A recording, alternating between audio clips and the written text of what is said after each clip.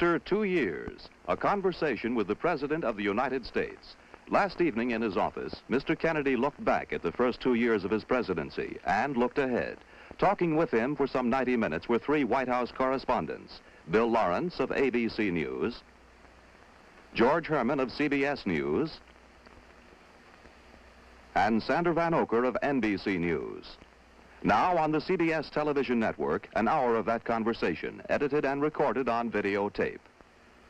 As you look back upon your first 2 years in office, sir, has your experience in the office matched your expectations? You had studied a good deal, the power of the presidency, the methods of its operation. How has this worked out as you saw it in advance? Well, in the first place, I think the problems are more difficult than I had imagined they were. Secondly, there's a limitation upon the ability of the United States to solve these problems. We are involved now in the Congo in a very difficult situation. We've been unable to secure an implementation of the policy which we've supported. We are involved in a good many other areas. We are trying to see if a solution can be found to the struggle between Pakistan and India, with whom we want to maintain friendly relations. Yet they're unable to come to an agreement. There is a limitation, in other words, upon the power of the United States to bring about solutions. I think our people get awfully impatient and maybe fatigued and tired and say, we've been carrying this burden for 17 years. Can we lay it down? Well, we can't lay it down, and I don't see how we're going to lay it down in this century. So that between those who advise or speak or legislate and between the man who must select from the various alternatives proposed and say that this shall be the policy of the United States. Well, it's much easier to make the speeches than it is to finally make the judgments, because unfortunately your advisors are frequently divided. If you take the wrong course, and on occasion I have, the President bears the burden, responsibility quite rightly. The advisors may move on to new advice.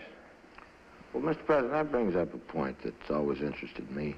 How does a president go about making a decision, like Cuba, for example? The most recent one was hammered out, really, our policy and decision over a period of 5 or 6 days. During that period, the 15 people, more or less, who were directly consulted, frequently changed their view.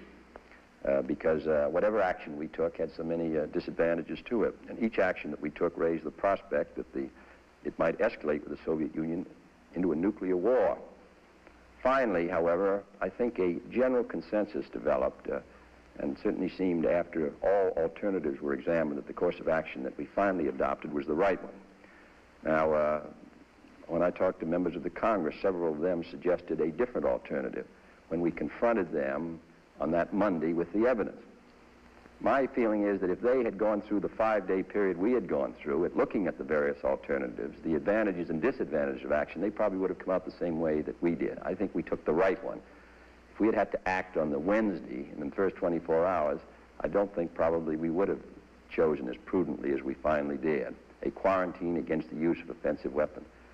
In addition, that had much more power than we first thought it did, because I think the Soviet Union was very reluctant to have us stop ships which carried with them a good deal of their highly secret and sensitive material. One of the reasons I think that the Soviet Union withdrew the IL-28s was because we were carrying on very intensive low-level photography. Now, no one would have guessed, probably, that that would have been such a harassment. Mr. Castro could not permit us to indefinitely continue widespread flights over his island at 200 feet every day.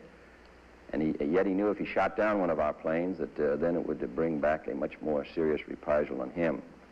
So it's very difficult to always make judgments here about what the effect will be of our decisions on other countries. In this case, it seemed to me that we did pick the right one. In Cuba of 1961, we picked the wrong one. I'd like to go back to the question of the consensus and your relationship to the consensus. You have said, and the Constitution says, that the decision can be made only by the President. Now, what was your relation to the consensus? Did you form no opinion until a consensus appeared, or were you part of forming the consensus? And had you disagreed with it, what then? Well, I think that, well, you know, that old story about Abraham Lincoln in the cabinet. He says, all in favor say aye, and the whole cabinet voted aye, and then all opposed no, and Lincoln voted no, and he said the vote is no. So that naturally the Constitution places the responsibility on the President. There was some disagreement with the course we finally adopted, but the course we finally adopted had the advantage of permitting other steps if this one was unsuccessful. In other words, we were starting, in a sense, at a minimum place. Then, if that were unsuccessful, we could have gradually stepped it up until we had gone into a much more massive action, which might have become necessary if the first step had been unsuccessful. I would think that the majority finally came to accept that, though at the beginning there was a much sharper division. And after all, this was very valuable because the people who were involved had particular responsibilities of their own. Mr. McNamara, Secretary of Defense, who therefore had to advise me on the military capacity of the United States in that area, the Secretary of State, who had to advise on the attitude of the OAS and NATO, so that, in my opinion, the majority came to accept the course we finally took. It made it much easier. The Cuba of 1961, the advice of those who were brought in on the executive branch was also unanimous, and the advice was wrong. So that, and finally, and I was responsible, so it finally comes down that no matter how many advisors you have, frequently they are divided, and the President must finally choose. The other point is something that President Eisenhower said to me on January 19th. He said, "There are no easy matters will ever come to you as President. If they're easy, they will be settled at a lower level. So the matters that finally come to you as President are always the difficult matters, and matters which carry with them large implications." So this contributes to some of the burdens of the office of the presidency, which other presidents have commented on. During the Cuban crisis, there was some problem, which you're apparently familiar with and bored with by now, about the possibility of a president talking in very private and secret conversations with his advisors, and that somehow leaking out. Do you think that this is going to inhibit the free, frank flow of advice that every president has to have? No, I think it's unfortunate when there's sort of conversations, but there are, 1,300 reporters accredited to the White House alone.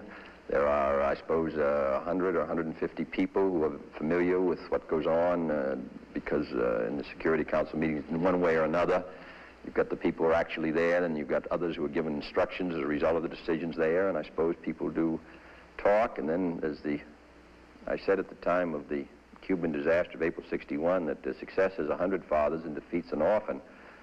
I suppose when something goes well, there's more tendency to talk at all levels. And frequently the reports are inaccurate. I would say the security is pretty good at the National Security Council. It's unfortunate when it's breached. Is it true that during your first year, sir, you would get on the phone personally to the State Department and try to get a response to some inquiry that had been made? Yes, I still do that when I can, because it's, I think there's a great tendency in government to have papers stay on desks too long. And it seems to me that's one really of a function. After all, the President can't administer a department, but at least he can be a stimulant. Do you recall any response that you received from somebody who wasn't suspecting a phone call in the State Department? Any specific response somebody made to you? No, they always respond. They always say yes, but it takes a little while to get. You know, after I met Mr. Khrushchev at Vienna, and they gave us an aide-memoire, it took many weeks to get our answer out through the State Department, coordinate with the British, the French, and the Germans. It took much too long. It seems to me we've been able to speed it up, but this is a constant problem in various departments. There are so many interests that are involved in any decision. No matter what whether the decision is about Africa or Asia, it involves the Europe's desk, it involves the desk of the place, it involves the Defense Department, it might involve the CIA, it frequently involves the Treasury, it might involve the World Bank, or it involves the United Nations delegation. So it seems to me that one of the functions of the President is try to have it move with more speed. Otherwise, you can wait while the world collapses. You once said that you were reading more and enjoying it less. Are you still as avid a newspaper reader, magazine? I remember those of us who traveled with you on the campaign, a magazine wasn't safe around you. Oh, it is. No. I think it's invaluable, even though it may cause you it's never pleasant to be reading things frequently that are not agreeable news, but I would say that it's an invaluable arm of the presidency as a check, really, on what's going on in administration. And more things come to my attention that cause me either concern or give me information. So I would think that Mr. Khrushchev, operating a totalitarian system which has many advantages as far as being able to move in secret and all the rest, there's a terrific disadvantage not having the abrasive quality of the press applied to you daily to an administration. When you have, even though we never like it, and even though we don't, even though we wish they didn't write it, and even though we disapprove, there isn't any doubt that we couldn't do the job at all in a free society without a very, very active press. Now, on the other hand, the press has the responsibility not to distort things for political purposes, not to just take some news in order to prove a political point. It seems to me their obligation is to be as tough as they can on administration, but do it in a way which is directed towards getting as close to the truth as they can get, and not merely because of some political motivation.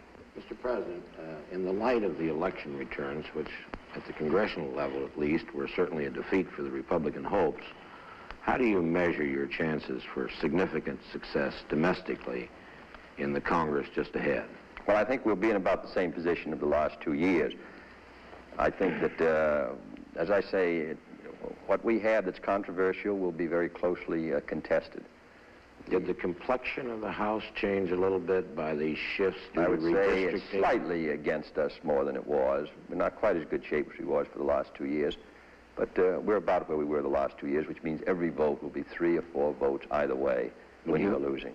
Do you have a very crucial vote at the outset on this Rules Committee fight again, do you think? And I hope that the Rules Committee is kept to its present number, because we can't function if it isn't. We might as well, we're through if we lose, if they try to change the rules. Nothing controversial in that case would come to the floor of the Congress. In other the words, whole program, in my opinion, would be emasculated. as a young congressman, sir, you voted to impose a 2-term limitation on presidents.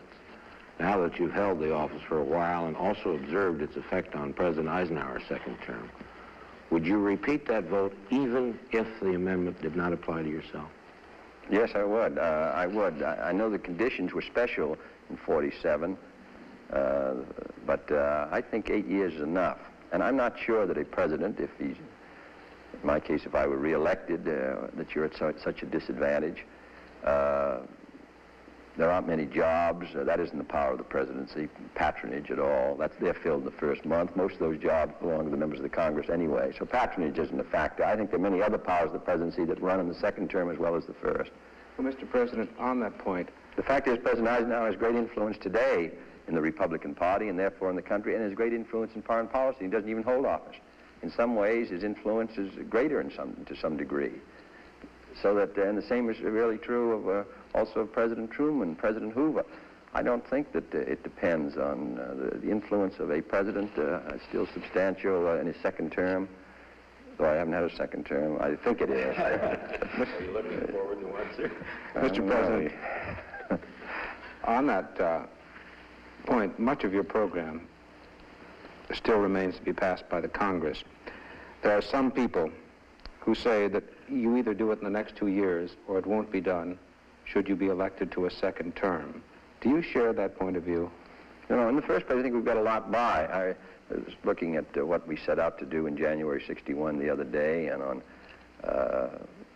taxes and on Social Security welfare changes and area redevelopment, minimum wage, the Peace Corps, the Alliance for Progress, the democracy, and strengthening the defenses, strengthening our space program. We did all those things. The trade bill, not perhaps to the extent in every case of our original proposal, but substantial progress. I think we can do some more the next 2 years. And I would think that there are going to be new problems in 60, if I were reelected in 65, and I don't look at the second term as necessarily a decline. I don't think that at all. In fact, I think you know much more about the position. It's a tremendous change to go from being a senator to being president. In the first months, it's are very difficult. But I have no reason to believe that a president with the powers of this office and the responsibilities placed on it, if he has a judgment that some things need to be done, I think he can do it just as well the second time as the first, depending, of course, on the makeup of the Congress. The fact is, I think the Congress looks more powerful sitting here than it did when I was there in the Congress. But that's because when you're in Congress, you're one of 100 in the Senate or one of 435 in the House. so that the power is so divided. But from here, I look at a Congress, and I look at the collective power of the Congress, particularly the block action, which if it wants to, and it's a substantial power. Mr. President, power like charities, you know, it begins at home. And you seem to have one view of what we need to do at home, and Congress seems to have another view. A lot of money will be appropriated for defense and national security, but there's a certain reluctance to devote money to another form of capital investment, education, and other things like that at home. Is it purely a question of money, or is this religious thing really going to make it impossible for you to get any Education Act passed? Well, education, it's certainly the question of how the funds will be distributed and how they will be shared is one of the factors. The integration question is another matter which comes into it. I think that, you know, Thomas Jefferson once said to expect the people to be ignorant and free is to expect what never was and never will be. Here we're going to have twice as many people trying to go to college in 1970 as 1960. That means we have to build as many buildings in 10 years as we built the whole 160 years of our country's history. Then you've got these millions of young boys and girls who are dropping out of school, who are unskilled at a time when skilled labor is needed and not unskilled. So we need money for vocational training to train them in skills, to retrain workers, to provide assistance funds for colleges, and then to provide assistance to those who are going to get doctorates, higher advanced in engineering, science, and mathematics. We have a severe shortage there, and yet we're asking for space, defense, and all the rest. The Soviet Union is concentrating on this. So all this requires funds, but it's all in controversy. Some people feel the federal government should play no role, and yet the federal government, since the Land Grant Act and back to the Northwest Ordinance, has played a major role. I think the federal government has a great responsibility in the field of education. We can't maintain our strength industrially, militarily, scientifically, socially without very well-educated citizenry. And I think the federal government has a role to play. So we're going to send up a program. Unfortunately, because of the factors you mentioned and other reasons, we've come close to getting assistance to education passed, but we haven't been successful. Mr. President, is your problem of getting an education bill through this year made more difficult by the events in Oxford, Mississippi, and the use of federal troops there? Yes, I think so. Well, I think so. How will you combat this new? Well, as I say, we've got this is a case of where we've come very close. President Eisenhower came close. We came close once. We got a bill through the House, through the Senate, almost through the House. We didn't get it. And another trying for higher education through the Senate, the House, and then failed. The conference failed. Now Oxford, Mississippi, which has made this whole question of the federal government and education more sensitive in some parts of the country. I suppose that's going to be a factor against us. I don't really know what other role they would expect the President of the United States to play. The court, made up of Southern judges, determined that it was according to the Constitution Mr. Meredith go to the University of Mississippi. The governor of Mississippi opposed it, and there was rioting against Mr. Meredith, which endangered his life. We sent in marshals, and after all, 150 or 60 marshals were wounded one way or another out of 400 or 500, and at least 3/4 of the marshals were from the South themselves. And then we sent in troops when it appeared that the marshals were going to be overrun. I don't think that anybody who looks at the situation could think we could possibly do anything else. But on the other hand, I recognize that it's caused a lot of bitterness against me and against the national government in Mississippi and other parts.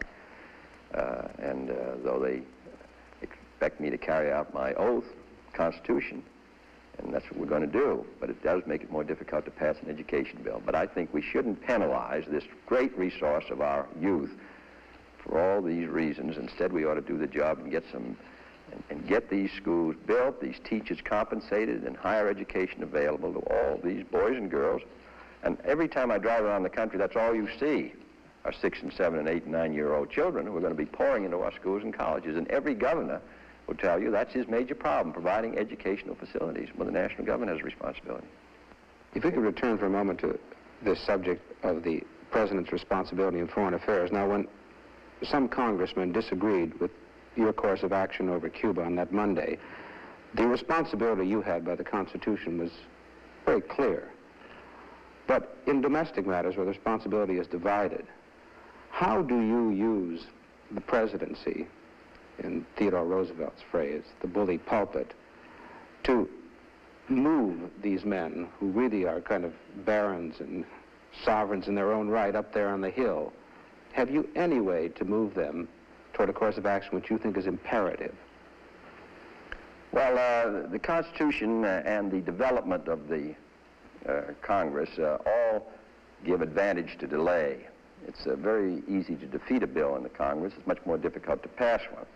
To go through a committee, say the Ways and Means Committee of the House, a subcommittee and get a majority vote, the full committee, get a majority vote, go to the Rules Committee and get a rule, go to the floor of the House and get a majority, start over again in the Senate, subcommittee and full committee, and in the Senate there is unlimited debate, so you can never bring a matter to a vote if there's enough determination on the part of the opponents, even if they're a minority, to go through the Senate with the bill, and then unanimously get a conference between the House and Senate to adjust the bill, or if one member objects, to have it go back through the Rules Committee, back through the Congress, and have this done on a controversial piece of legislation where powerful groups are opposing it. That's an extremely difficult task, so that the struggle for a president who has a program to move it through the Congress, particularly when the seniority system may place particular individuals in key positions who may be wholly unsympathetic to your program, maybe even though they're members of your own party in political opposition to the president. This is a struggle which every president who's tried to get a program through has had to deal with. After all, Franklin Roosevelt was elected by the largest majority in history in 1936, and he got his worst defeat a few months afterwards in the Supreme Court bill. So that they are two separate offices and two separate powers, the Congress and the presidency. There's bound to be conflict, but they must cooperate to the degree that's possible. But that's why no president's program is ever put in. The only time a president's program is put in quickly and easily is when the program is insignificant. But if it's significant and affects important interests and is controversial, therefore, then there's a fight, and then the president is never wholly successful. Well, Mr. President, which is the better part of wisdom? To take a bill that's completely emasculated, that you had great interest in, and accept it, or accept its defeat in the hope of building up public support for it at a later time? Oh, I would say, given the conditions you described, I think it would be better to accept the defeat. But that usually what has happened, and what has happened to us in the last 2 years, a good many of our bills passed in reasonable position.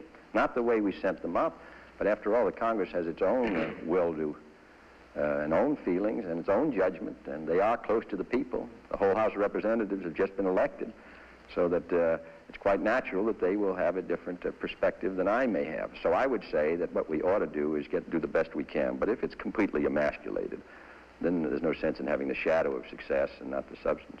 Mr. President, in this exercise of presidential power, I think perhaps the best known case and the most widely talked about was your rollback of steel prices after they had been announced by the steel companies.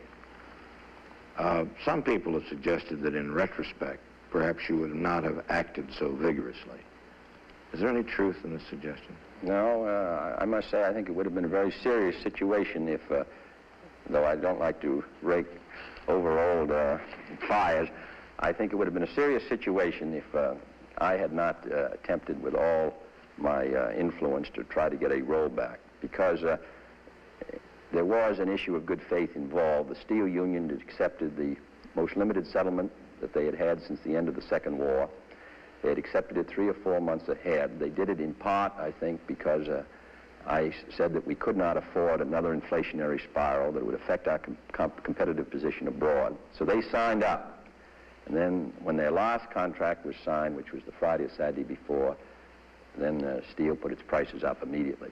Well, it seemed to me that that was the question of good faith was involved, and that if I had not attempted, after asking the unions to accept a non-inflationary settlement, if I hadn't attempted to use my influence to have the companies hold their prices stable, I think the unions could have rightfully felt that they had been misled. In my opinion, it would have endangered the whole bargaining between labor and management, would have made it impossible for us to exert any influence from the public point of view in the future on these great labor management disputes which do affect the public interest.